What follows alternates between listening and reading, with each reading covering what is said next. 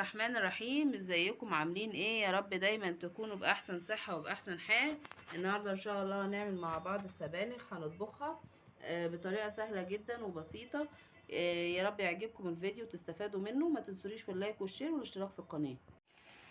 بسم الله الرحمن الرحيم. انا سيحت معلقة سمنة وبعدين حطيت عليها بصلاية متوسطة الحجم كده مخرطاها، وهندبلها. بس الاول هنحط لها ورق لورا،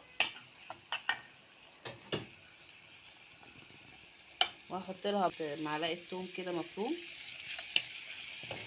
وهسيبها تدبل بس، واكون مجهزه عندي عصير الطماطم، ونرجع لكم تاني نشوف هنعمل ايه. دلوقتي انا بخلي البصله تدبل بس، ما بخليهاش تصفر يعني للاخر. وهبدا بقى، انا عندي هنا السبانخ مجمده، انا مخزناها في الفريزر. هبدا بقى انزل بيها كده، تفك بس معاها كده، تلف لفه مع البصله. وهحط معاها معلقه كزبره خضراء متقطعه اهي، كزبره خضراء متقطعه.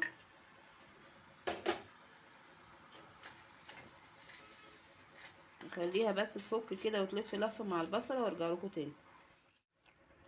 دلوقتي انا خليتها تلف لفه كده مع البصله اهي، فكت فيها. هبدا بقى، انا مجهزه عصير الطماطم، هنزل على السبانخ على طول كده.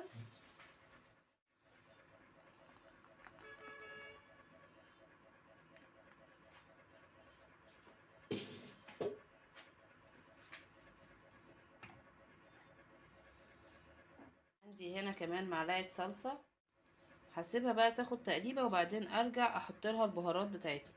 بعد ما اخدت غلوه كده هنبدا نحط لها البهارات عباره عن ملح وفلفل وكمون وكزبره ناشفه وشويه بابريكا. هحطهم واقلبهم، ولو عندك مرقات دجاج حط لها، لو عندك شوربه حط لها. هقلبها بقى واسيبها لحد ما تستوي معانا، وبعدين ارجع تاني. دلوقتي زي ما انتم شايفين السبانخ عندي استوت. هنبدا بقى نجهز التقليه بتاعتها، اللي هي عباره عن توم وكزبره. دلوقتي بقى عندي كزبره خضراء مخرطاها صغير كده، وعندي توم مفروم. هنبدا بقى نعملهم بحته سمنه كده، نحمرهم مع بعض، عشان هي دي التقليه بتاعتنا اللي هنحطها على السبانخ.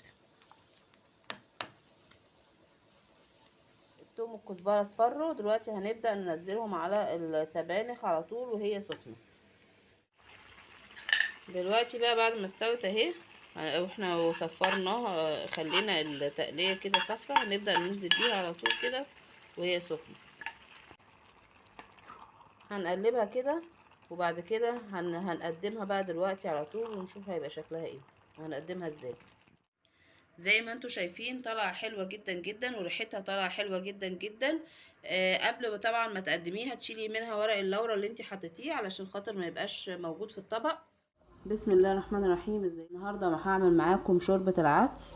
شوربه العدس من الحاجات الاساسيه والضروريه في الشتاء، لان هي بتدفي. فهعمل لكم شوربه العدس بطريقه سهله وبسيطه وسريعه جدا يعني. هنا ده ربع كيلو عدس، ربع كيلو عدس اصفر، وهنحطه عليه جزرايه مقطعه، وهنا بصلتين،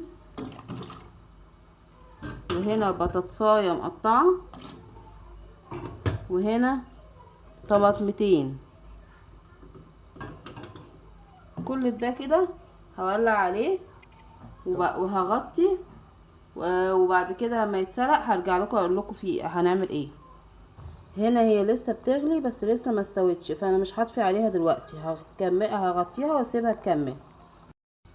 هنا العدس استوى والخضار اللي فيه استوى اهو. كده بقى المفروض نضربه في الخلاط، بس في خطوه مهمه. هحمر لها بصلايه. هي حمرت البصلايه، هحطها عليها تتضرب معاها في الخلاط. الخطوه دي مهمه جدا، لان البصلايه المحمره دي بتعمل فرق كبير في الطعم. ولو حطيتي عليها كده، لو ضربتيه في الخلاط وحطيتيه عليها كده، هيبقى البصل باين في العدس، مش هيبقى شكله حلو. لكن لما تضربيها معاها هيديكي نفس الطعم، وهيبقى شكله احلى، مش هيبان خالص. فهنحط ده البصلايه المحمره على العدس، ونضربهم في الخلاط، ونرجع لكم تاني نشوفوا هنعمل ايه. هنا بعد ما ضربناها في الخلاط، حطينا لها معلقه سمنه فلاحي وملح وفلفل. لو ما عندكيش سمنه فلاحي ممكن تحط لها سمنه هولندي عادي، بس السمنه الفلاحي بتديها طعم احلى. بس وهنسيبها تغلي ونقدمها. وهنا بعد ما غلت حطيناها في طبق وقدمناها بالشكل دوت. شوربة العدس من الحاجات المفيدة جدا ومغذية جدا، وخصوصا ان هي عليها خضار. يا ريت تعودي اولادك عليها لانها هتفيدهم وهتدفيهم في الشتاء. وبالهنا والشفا. ولو عجبتكم لايك وشير وسبسكرايب.